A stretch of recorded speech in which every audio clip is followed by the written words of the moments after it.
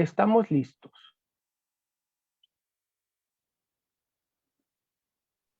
Estamos listos, equipo. Listo, comenzamos. ¿Qué tal? Buenas tardes. Bienvenidos a su espacio semanal de Lazos Químicos, un minuto, un libro, a la Facultad de Química, llamado La Letra Absuelta. Anteriormente era el programa sin nombre, bueno, pero después le pusimos nombre.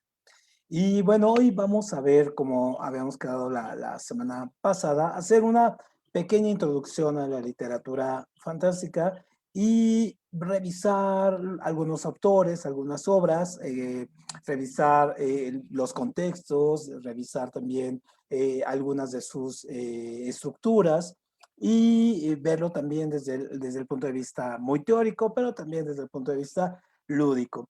Y comenzamos con este tema, sobre todo lo pensamos, pensando en que muchos de nosotros comenzamos a volvernos lectores y después ya nos volvimos también escritores a partir de leer este tipo de literatura, la literatura fantástica, de comenzar a nutrirnos de todas estas historias de bárbaros, de dragones, de duendes, de troles, de mundos fantásticos, mundos paralelos, magos, brujas, demonios, en fin, todo esto que concibe la literatura fantástica. Entonces, obviamente, pensamos como una manera de poder introducir este tipo de literatura a los nuevos lectores, también a ustedes que nos leen y que quizá a veces necesitan algo más de lo que están viendo, bueno, tener una orientación mejor. Entonces decidimos tocar la literatura fantástica para podernos iniciar un poco también en la cuestión de la lectura. Y entonces, y conocer la literatura, por supuesto. Entonces, vamos a hacer este recorrido, sobre todo con algunos subgéneros, con algunos autores y algunas estructuras. Siempre pensando que esta literatura, esto es bien importante, esta literatura no tiene un punto de inicio, no tiene un punto de arranque. Esta es una literatura que comenzó y obviamente se va a ir desarrollando a través de una serie de momentos, ¿no? Históricos, pero que se van a ir creando, se van a ir uniendo, va a ir creciendo, se van a hacer ahí unas cosas muy extrañas, pero finalmente nos va a dar la literatura fantástica o lo que conocemos como tal. Entonces, cuando nosotros nos ponemos a pensar que la literatura fantástica, tenemos que pensar que la literatura fantástica es la existencia de un universo conocido con leyes inmutables, las cuales son desafiadas y transgredidas por hechos y personajes que desobedecen. Prácticamente la literatura fantástica, cuando nosotros la revisamos, nos podemos dar cuenta que los universos que se construyen son universos que pueden desobedecer cualquiera de las estructuras físicas que conocemos, de las leyes racionales, de las leyes, en este caso, de la física, de la racionalidad, en fin, de la lógica, y construir universos donde, en este caso, ese universo se va a volver el universo real. Y vamos a tener un diálogo, en este caso, entre los autores, los personajes y también, obviamente, nosotros los lectores, ¿no? Entonces, obviamente, la literatura fantástica, pues la hemos visto, es esta cuestión de tener elementos, en este caso, importantísimos que nos hacen ver por dónde vamos a ir encontrando la literatura. Entonces, obviamente, puede entrar la literatura fantástica, podemos irnos por el lado de la ciencia ficción, por el lado del terror en este caso, podemos encontrarnos con lo que se llama aquí el realismo mágico, en el boom latinoamericano, en fin, podemos encontrarla en diferentes casos. Entonces, por ejemplo, si en este universo que nosotros concebimos como normal aparece algo normal, entonces podemos ya empezar a hablar de que hay algo fantástico, algo que está rompiendo una estructura y obviamente nos está cuestionando. Entonces, por ejemplo, si nosotros vemos la de El payaso, esta de Stephen King, la de It, vemos que una araña de repente se vuelve monstruosa, pues obviamente ya nos estamos metiendo a la cuestión de terror. Pero, por ejemplo, si estamos viendo una obra de H.G. Wells, y de repente vemos que sale un marciano, entonces ya estamos entrando ahí a la ciencia ficción. O si estamos hablando de un mundo que estamos viendo su destrucción y y rescate entre dos mundos paralelos, entonces estaríamos hablando de este libro de La historia sin fin de Michael Ende, que es uno de los libros de fantasía más conocidos y más populares. Entonces, obviamente, cuando nosotros hablamos de la fantasía, pues sí, nos podemos que poner a pensar qué significa como real, ¿no? Entonces, si vemos una definición, la fantasía es como tratar de representar en imágenes, en palabras, en sensaciones, en contextos, tanto cosas, en este caso pasadas como lejanas, en este caso formas ideales de universos, de seres y de personajes y características que para nosotros pueden ser, en este caso, reales. Entonces, la fantasía es esta sensación de los que tienen los autores por crear estos mundos, estos universos, darle su propio contexto, a veces poner un elemento de crítica, pero sobre todo generar estas idealizaciones, llevarlas, ¿no? Y entonces nosotros vemos, por ejemplo, mundos con nombres extraños, cuevas, pociones mágicas, elementos que para nosotros obviamente los idealizamos todo el tiempo, pero que no los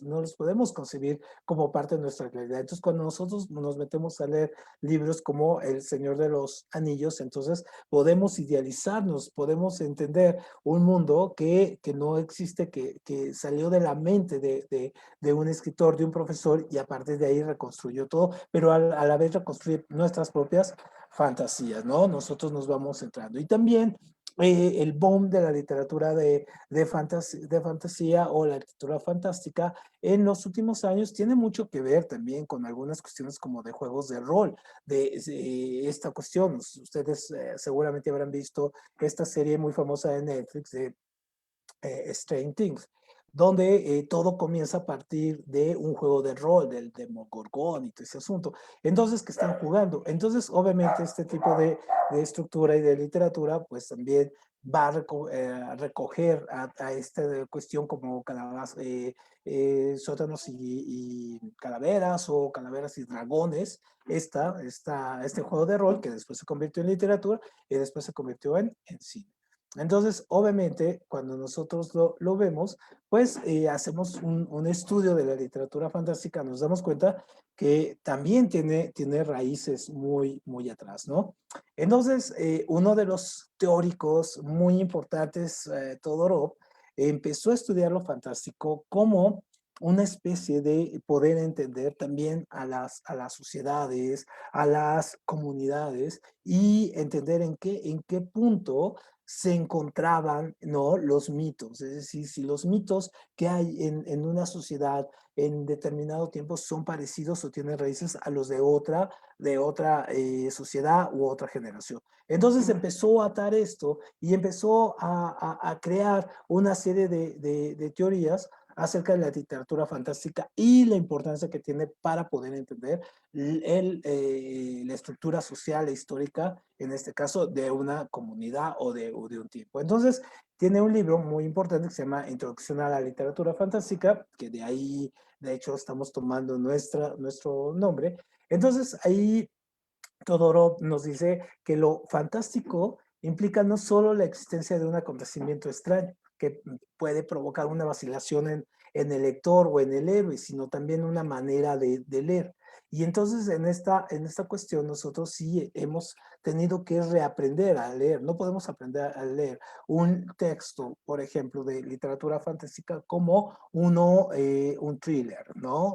Tiene sus cosas. Aunque a veces se combinen y todo, pero cada uno tiene su manera de leerse. Y entonces, para Todorov, lo fantástico se basa esencialmente en una vacilación del lector, ¿no? En este caso, en cuanto a la naturaleza del acontecimiento extraño. Es decir, esta cuestión de ponerlo, enfrentarlo ante un acontecimiento que para él, obviamente, puede ser irreal, fantástico y que lo saca de su zona de confort, que lo confronta con con otra realidad. En este caso, la imaginación o lo que se produce en la novela fantástica o en los cuentos fantásticos o en la literatura es el resultado puramente de una ilusión, ¿no? Obviamente lo que ahí es, no está realmente. En esta cuestión, Teodoro va a hacer una tipología, por ejemplo, del enfrentamiento de los héroes con respecto a la literatura fantástica. Ahora, ¿por qué le ponemos referencia a los héroes? Porque los héroes en la literatura fantástica, y como en toda la literatura, siempre debe haber un punto de tensión. Si no hay un punto de tensión, obviamente no existiría la literatura. No existiría lo que se llama la tensión dramática. Entonces, la tensión dramática es esta lucha entre lo bueno y lo malo, Dios y los demonios, lo natural y sobrenatural, no uno con uno mismo, en fin, donde hay este choque prácticamente de este enfrentamiento de estructuras, este antagonismo. En ese antagonismo, por ejemplo, Todorov va a poner al héroe como la parte que le va a dar, según la relación que tenga con el antagonista de la literatura fantástica, va a encontrar el tipo de género o el tipo de estructura literaria a la que nos vamos a referir. Entonces, por ejemplo, si el héroe tiene una superioridad de naturaleza sobre el lector y sobre las leyes de la naturaleza, este es lo que se conoce como mito. Entonces, por ejemplo, los mitos donde vemos al héroe, ¿no? Que tiene una superioridad estructural, moral en este caso, es enorme, digamos, los mitos no sé, ¿no? Los cuentos de Canterbury o algunos libros, por ejemplo, en El Señor de los Anillos, ¿no? De los magos, ¿no? Que son superiores incluso al lector, a los elfos, estos que son mucho, tienen una superioridad de inteligencia, viven más y viven siglos, en fin, ¿no? Entonces, por ejemplo, ahí podríamos encontrar uno. Entonces, eso se convierte en mitos. Luego, la otra relación es el héroe tiene una superioridad, en este caso, sobre las leyes de la naturaleza, pero es en este caso artificial, es decir, no es una transformación natural como podría ser en este caso los magos, sino aquí hay una situación de superioridad en categorías, en las categorías que implica el mismo escritor. Entonces ahí estamos hablando de leyendas o de cuentos de hadas. Entonces las leyendas y los cuentos de hadas, esto lo vamos a ver más adelante algunos ejemplos, siempre nos dejan este marco hay una superioridad moral en este caso, o una superioridad pero es artificial, que es creada por el mismo escritor. No es una superioridad, es marcada en este caso, por el lector. Luego, la otra es el héroe tiene una superioridad pero sobre las leyes, en este caso sobre el lector, pero no en las leyes de la naturaleza. Ahí estamos hablando del género mimético, es decir, donde el héroe y su historia y su comunidad se fusionan. Entonces ahí tenemos muchos de los cuentos, por ejemplo, de Caperucita Roja, podríamos hablar. Y cuando el héroe es inferior al lector, es el género de la ironía, es decir, hay una búsqueda y una burla, ¿no? Entonces, eso es básicamente la parte de lo que nos dice Todorov. Si se fijan, ahí es muchísimo más complejo de lo que habíamos pensado, la parte de esto, ¿no? De un mero cuento o una literatura fantástica.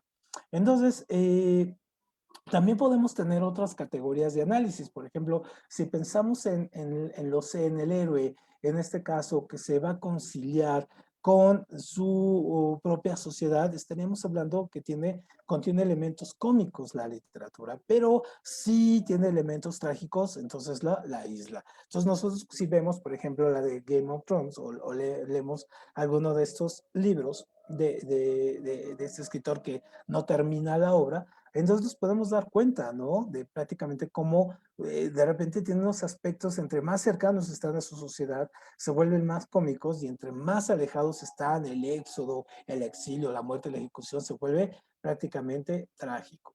Y uno de los estudiosos de Todorov, en este caso, y que también va a ser una clasificación independiente del escritor, del teórico ruso, va a ser es Frey, y entonces él arma una especie de arquetipos para podernos estructurar también el tipo de personajes que podemos encontrar, personajes o de historias que podemos encontrar en la literatura fantástica. Entonces, por ejemplo, tenemos el gran arquetipo, el arquetipo que encontramos realmente en el mayor tipo de literatura fantástica, es lo que nosotros llamamos, en este caso, la ironía, ¿no? En este caso.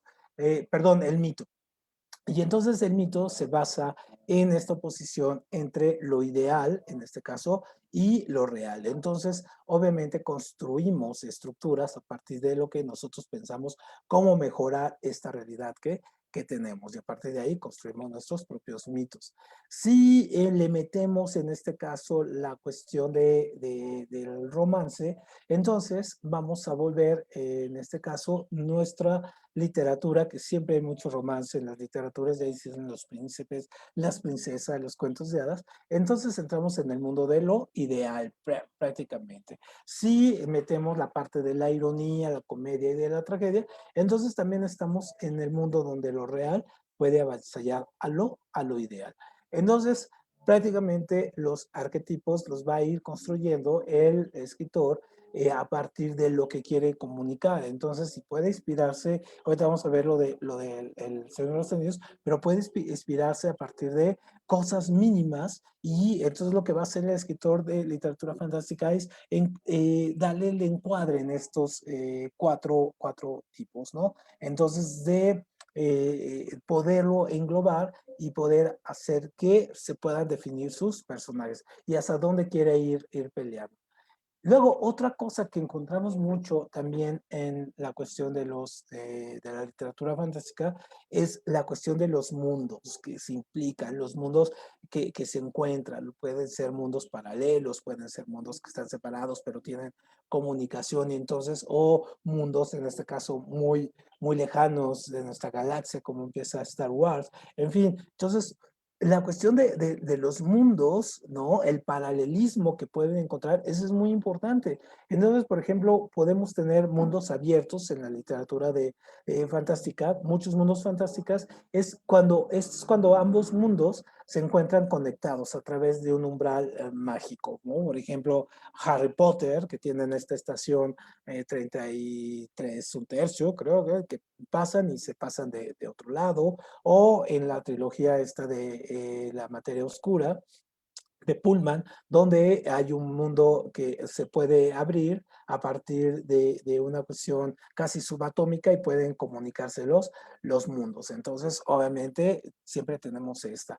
O incluso en esta película tan bonita de Guillermo del Toro, la de El laberinto del fauno, donde podemos ver cómo hay dos mundos paralelos que se abren a partir de puertas de gises, en fin, ¿no? Otro es donde los mundos están cerrados, es decir, son mundos que no están conectados, pero sabemos que pueden estar conectados a partir de elementos de un mundo que están en el otro y de otro que están aquí, pero que no se pueden comunicar y podemos saber. Entonces, prácticamente esos son los mitos con los cuales más hemos ido creciendo, nos hemos ido acostumbrando. Por ejemplo, la cuestión de simplemente la cuestión del cielo y el infierno, ¿no? Las historias de terror, donde hay un mundo que está abajo y se conecta con el otro, pero realmente no pueden estarse conectando como tal, sino a través de objetos. Y los mundos implicados que donde no aparecen, en este caso, los mundos, pero sabemos o teóricamente de la existencia de otro mundo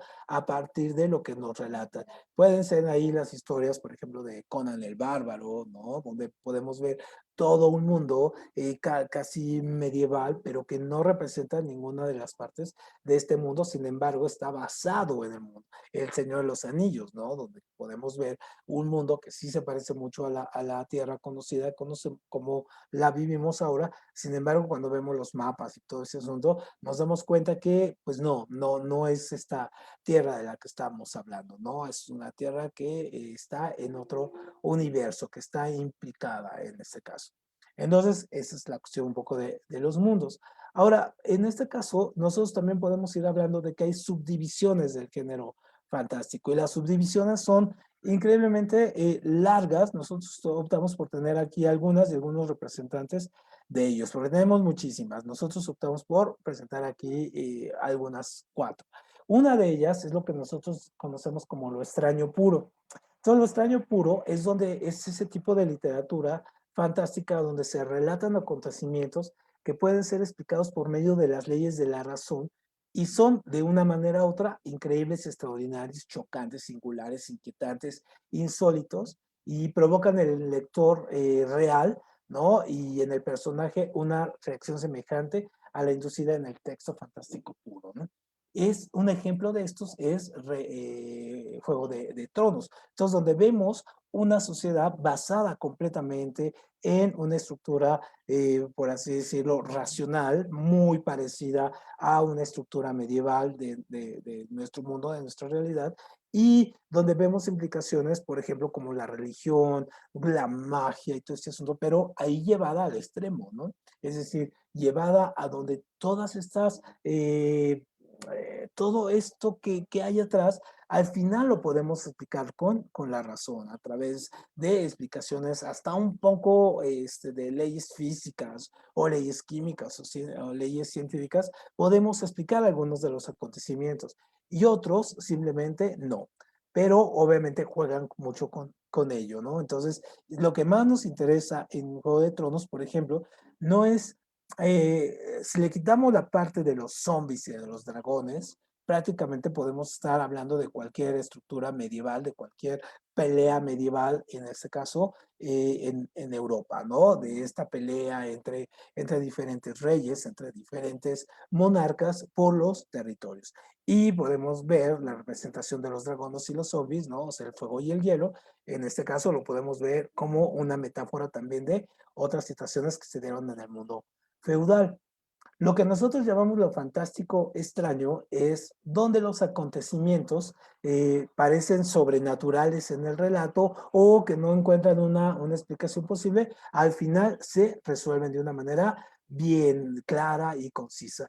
Y en este caso, el lector va encontrando poco a poco pequeñas explicaciones, pero el lector va entrando y al final el lector es el que termina resolviendo. Entonces tenemos las obras de Arthur Conan Doyle, de Sherlock Holmes, donde podemos encontrar prácticamente estos, ¿no? Estas explicaciones que encontramos, por ejemplo, del gran rival de Sherlock Holmes, M, ¿no? Lo podemos encontrar como todos estos acontecimientos que no tenían explicación, al final lo tienen y son bastante lógicos.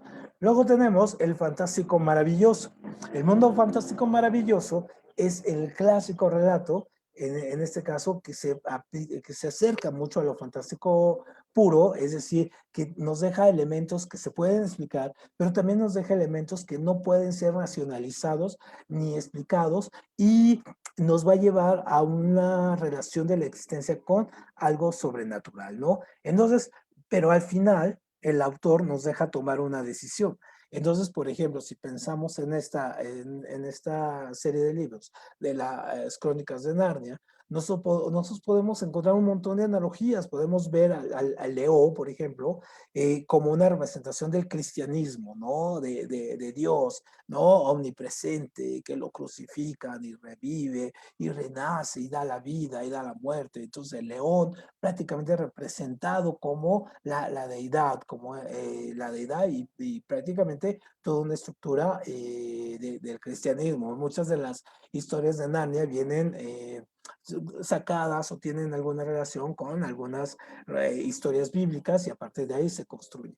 Y esta cuestión de los mundos que se tocan o la intemporalidad que tienen con respecto al tiempo, en fin, entonces también este tipo de novelas, hay cosas que podemos explicar de una manera muy clara, muy racional, pero hay otras donde no. Y esas que no, nosotros tomamos la decisión de darles explicación o no.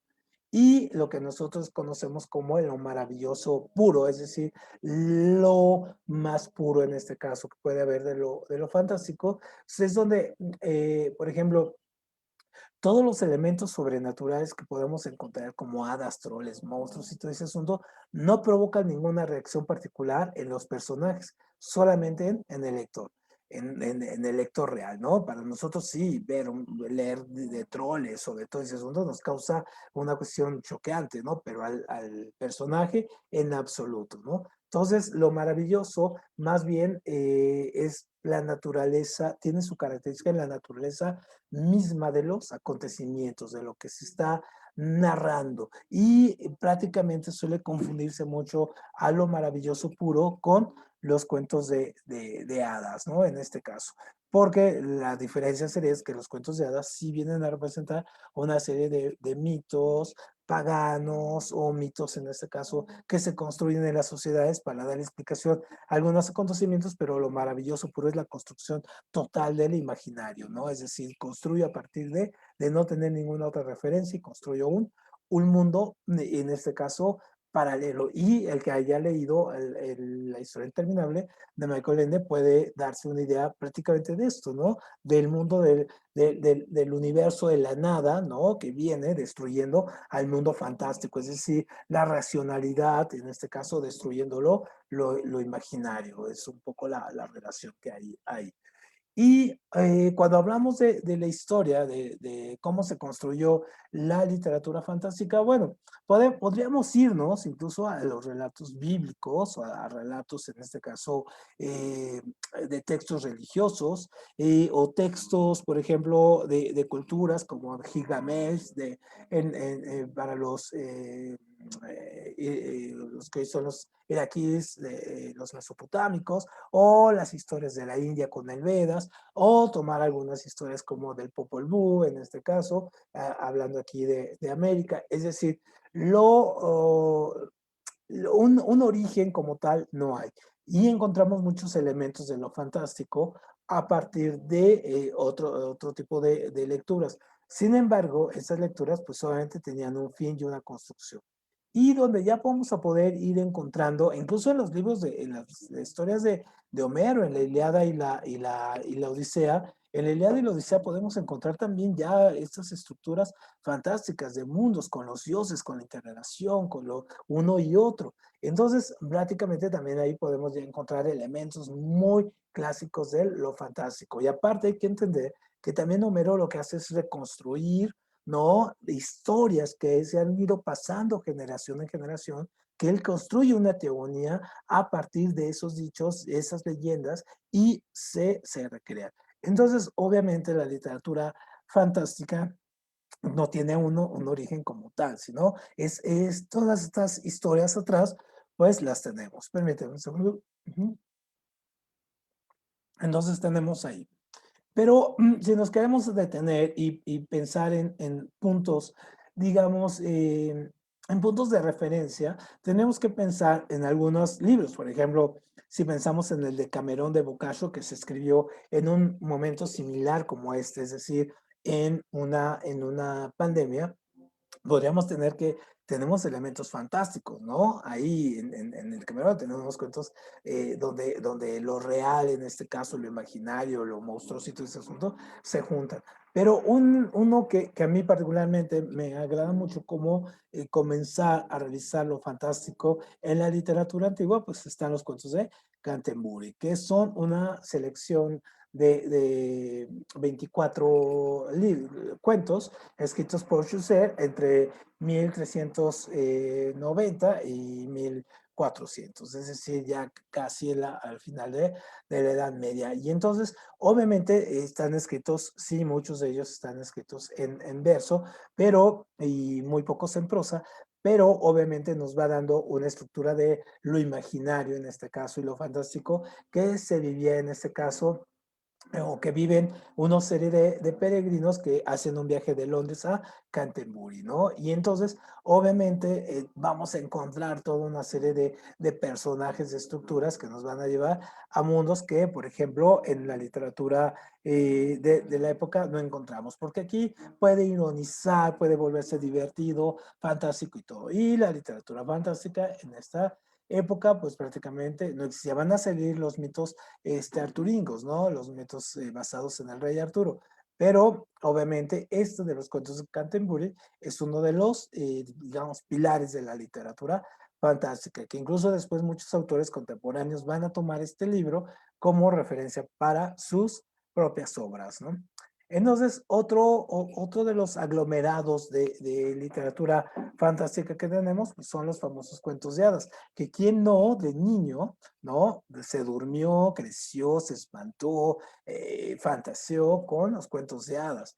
Entonces, los cuentos de hadas, en este caso, se construyen a partir de personajes folclóricos, en este caso, y de historias que se van creando en las comunidades. Entonces, ahí vamos a encontrar, por ejemplo, duendes, elfos, brujas, sirenas, troles gigantes, gnomos, animales que hablan, ¿no? Y vamos a construir toda una serie de vamos a tener toda una serie de un zoológico o un bestiario, como diría en este caso mejor, un bestiario de animales fantásticos, y ahí nos remitimos a la escritora de Harry Potter, que construyen, ¿no? Que se fueron construyendo. Y nosotros, por ejemplo, lo vimos hace algunos años, ¿no? Cuando estaban esas películas de Harry Potter, Los Anillos y una serie de más, ¿no? Donde veíamos prácticamente a los mismos personajes, todos representados de manera diferente, pero todos, en todas las películas tenía que haber un troll, un duende o un elfo. Y si no lo había eso, pues era como si la literatura fantástica no existiera. Pero estos, ojo, estos están más a la cuestión de esta cuestión de los cuentos de hadas. Entonces, obviamente, las cuentos de hadas, en este caso, crearon toda una estructura, también se crean a partir de una romantización en el siglo XIX, cuando se el romanticismo, y una de las cosas características del romanticismo era lo exótico, irse al medioevo y reconstruir historias medievales, en este caso, con la cuestión del amor cortés o la idealización del amor, todo ello. Entonces, a partir de eso, también nos podemos encontrar todo este mito, por ejemplo, de las princesas, el príncipe azul, ¿no? El dragón en la cual en el castillo, que después utilizaría Freud para poder hacer sus propios análisis. Y hay toda una teoría acerca del cuento de hada y los cuentos de hadas y, en este caso, el psicoanálisis. Y entonces ahí en este momento encontramos los cuentos de los hermanos Grimm, de Perrault, de los Andersen, en este caso, que cuando uno los lee más bien este folclore de esta Europa, pero es un folclore que a veces puede ser bastante cruel, ¿no? Las historias de hadas no son nada suavecitas, no son nada bonitas, y las historias que vemos ahora, pues se las debemos prácticamente a al tío Disney, ¿no? Pero si ustedes leen los cuentos de hadas reales, si ustedes leen La Sirenita, La Bella Durmiente, Un Gato con Botas, en su historia real o Caperucita Roja, van a diferir muchísimo de la versión romántica o la versión idealizada de Disney. Es decir, Disney hizo un cuento de hadas de los cuentos de hadas, ¿no? Prácticamente. Y luego, en el romanticismo, también va con esta cuestión del exotismo y de viajar al medioevo para traer sus historias, van a generarse también otro tipo de escritores que van a agarrar y van a hacer que lo fantástico tenga otras implicaciones muchísimo más fuertes, como el terror psicológico en el Allan Poe, ¿no? Que encontramos, por ejemplo, en el poema del Cuervo o en el Gato Negro. Sí encontramos lo fantástico, pero prácticamente lo fantástico creado a partir de la mente. No es de que esté sucediendo y que el gato negro sea el malvado, que el cuervo tenga el poder de hablar, sino más bien es la recreación de la mente lo que estamos viendo, ¿no? El corazón del actor, por ejemplo, ahí podemos ver prácticamente la cuestión de cómo el subconsciente, ¿no? Es el que echa afuera. Por eso les digo que Freud incluso tomó todos estos cuentos para hacer toda una genealogía, en este caso también de los caracteres, y ver incluso términos como lo siniestro y meterlo dentro de su teoría, ¿no? Entonces, en esta época vamos a encontrarnos, en el siglo XIX, vamos a encontrarnos el Frankenstein o el moderno Prometeo de Mary Shelley, ¿no? En este caso, Drácula, de Bram Stoker, las historias, en este caso, de Stevenson, como el extraño caso del doctor Jekyll y Mr. Hyde. Y hay una película que se llama La Liga Maravillosa, La Liga Extraordinaria. Es una película por ahí de los años 2010, 2000, por ahí, y que mete a todos estos personajes de la literatura fantástica de la época. Es fantástica, véanla si tienen chance, es bastante buena y es bastante entretenida, ¿no? Y es con el personaje este hombre barbón, ahorita se me fue el nombre, inglés, que hizo de Indiana Jones también, ¿no? Muy bien, Sean Connery, Sean Connery. Entonces búsquenla por ahí, la Liga Extraordinaria con Sean Connery y encuentran a todos estos personajes.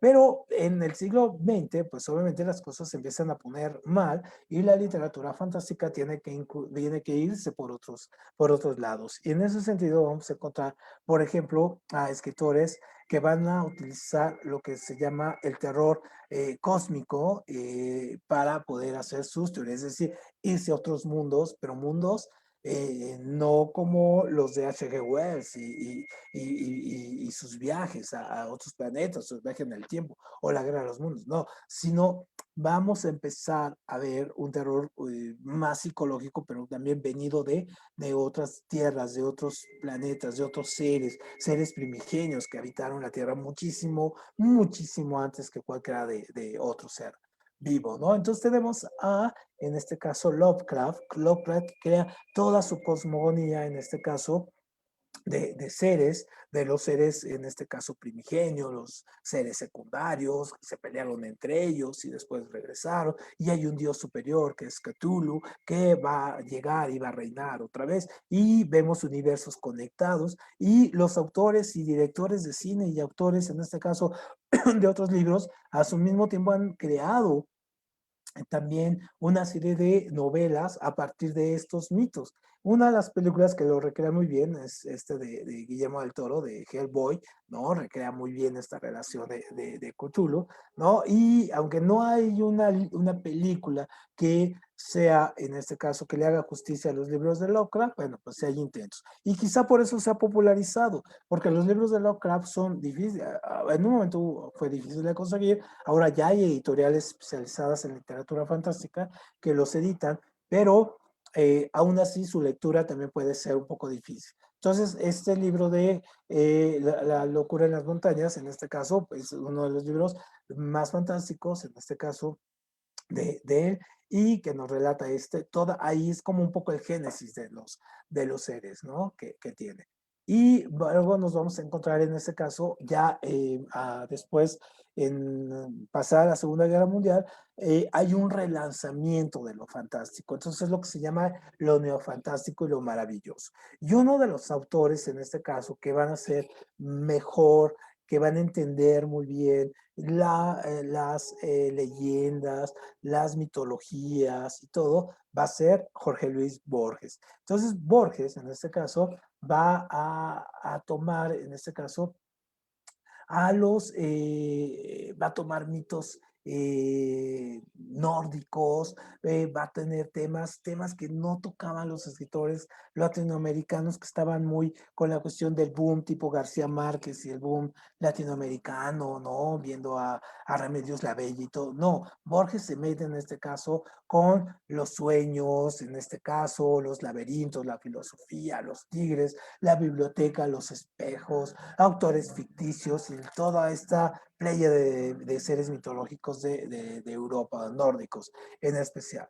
Entonces, obviamente lo que hace Borges es a partir de ahí recrear toda una estructura fantástica y su literatura está muy bien estructurada con respecto a estos mundos fantásticos, paralelos, encontrados, seres mágicos, no seres que viven en sueños. Y digamos que su mejor libro, en este caso, para poder entenderlo, es leer el Aleph, ¿no? Entonces ahí en el Aleph podemos encontrar incluso la noción del Aleph como el todo, ¿no? Como lo que sería internet, o sea, hacer un clic, ese sería en este caso el Aleph, que nos enloquece también como el personaje. Entonces, prácticamente lo neofantástico puede tener este tipo de literatura muy bien estructurada, muy bien armada, ¿no? Cortázar tiene por ahí unos cuentos también de fantásticos, pero prácticamente los latinoamericanos se empezaron a escribir en base a lo que llamamos realismo mágico, que después un día vamos a hablar de ello, que también toca los límites de la literatura fantástica. Entonces, un poco ya para ir terminando hoy nuestra sesión un poco más corta, pues vamos a revisar algunos de los títulos más importantes que ha habido en este caso en el siglo XX, ya estructurado, ya como una industria, ya como todo un género bien armado, ¿no? De literatura, en este caso, fantástica, ¿no? Esto que llamamos lo neofantástico. Entonces, por ejemplo, nos podemos encontrar a Conan, en este caso El Bárbaro, de Robert Howard, y este es uno de los libros más interesantes, más importantes.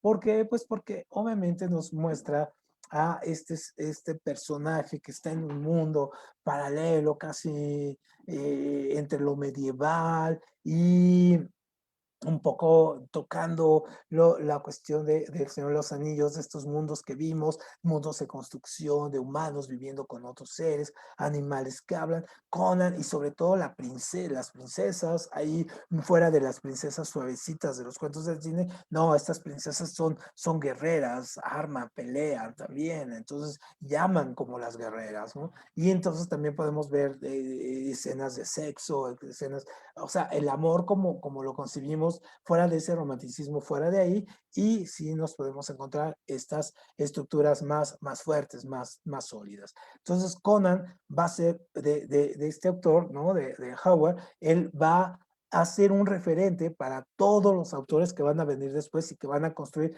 estos mundos desérticos llenos con otros planetas, con seres, con estas espadas. Por ejemplo, pues cuando éramos niños, bueno, los de mi generación, pues crecimos con He-Man, por ejemplo, ¿no? Entonces He-Man es prácticamente una representación caricaturesca de Conan el Bárbaro, que después cuando se hizo película, hizo muy famoso a este personaje que es Arnold Schwarzenegger, ¿no? Muy bien.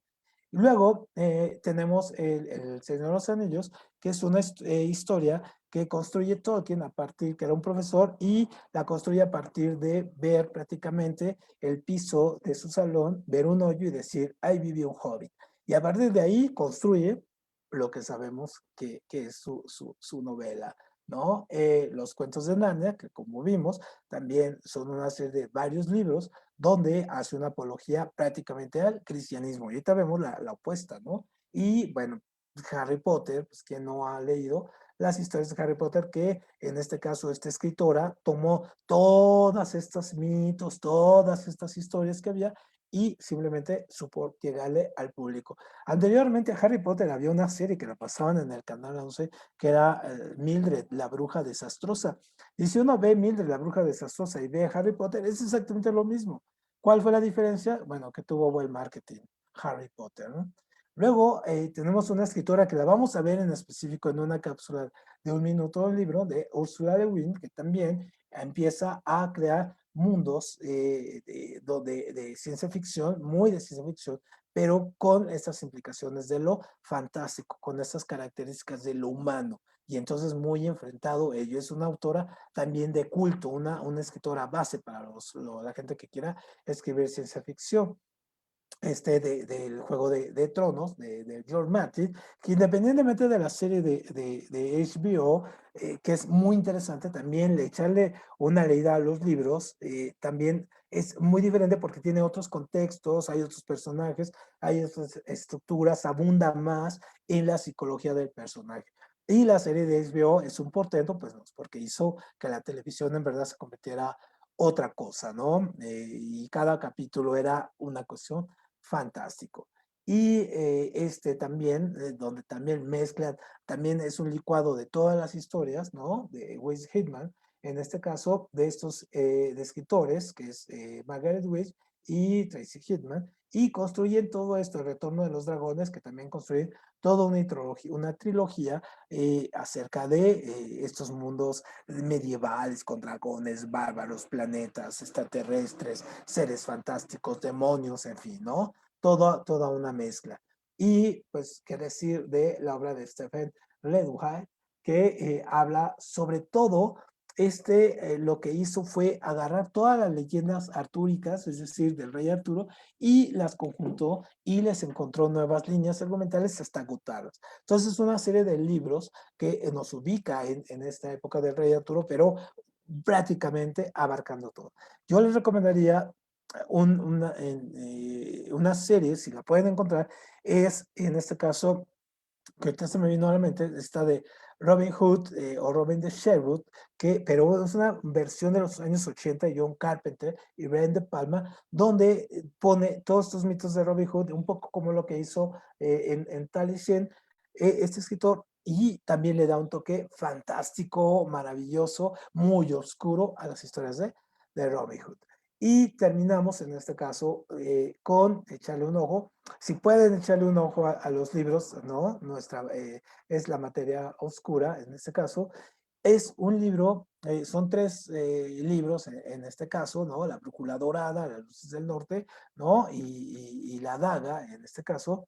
Entonces, lo que nosotros podemos encontrar es prácticamente una crítica directa al cristianismo, a su estructura, a la iglesia, a cómo los niños se les enseña de una manera y sobre todo el respeto a los animales, tener su daimon, es decir, su animal que los va a acompañar toda la vida. Entonces, este es digamos, yo recomiendo ampliamente esta trilogía, ¿no? De Pullman, y si la pueden encontrar, la venden completa. Es un libro fantástico para chavitos entre los 10 y los 30 años, ¿no? Les encantará por todas las implicaciones que trae con los diamonds, en fin, ¿no? Y toda esta crítica, se mete con la física cuántica, ¿no? Entonces es una acción impresionante, increíble. O si pueden ver la serie de HBO, bueno, pues también échenle un ojo.